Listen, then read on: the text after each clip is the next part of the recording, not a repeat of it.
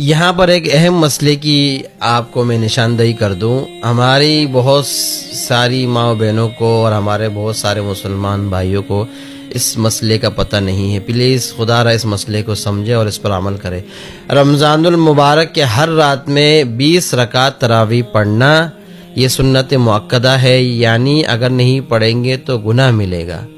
اور قرآن کو تراویح میں ختم کرنا یہ الگ سنت مؤکدہ ہے، یعنی پورے رمضان کے مہینے میں تراویح میں قرآن کو ختم کرنا، چاہے وہ آپ 10 دن میں تراویح میں ختم کر لے، جب بھی آپ کو سہولت ہو، آپ جتنے دن میں ہو آپ تراویح میں قرآن کو ختم کر لے، تو یہ ایک الگ سنت مؤکدہ ہے. اور 20 رکعت تراویح ہر رمضان کی رات کو پڑھنا یہ الگ سنت مؤکدہ ہے.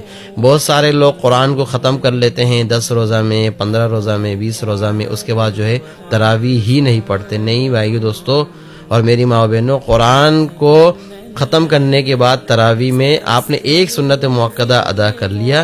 دوسری سنت مؤکدہ جو ہے 20 رکعت تراویح پڑھنا رمضان المبارک کے مہینے میں ہر رات میں، یہ الگ سنت مؤکدہ ہے.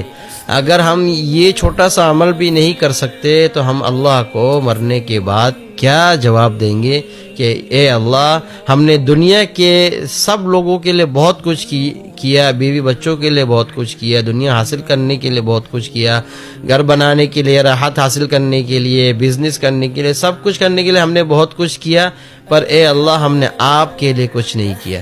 تو ہر سننے والوں سے میری درخواست ہے، پلیز اس رمضان المبارک کے مہینے میں تھوڑی سی ہمت کر کے عبادت کر لیں اور اپنی مغفرت کروا لیں، اور اللہ کے سامنے یہ ثبوت دے دے کہ اے اللہ ہم نے آپ کے لیے یہ عبادت کی ہے، پلیز آپ ہماری اس عبادت کی برکت سے ہماری مغفرت کر دے اور ہم سے راضی ہو جا.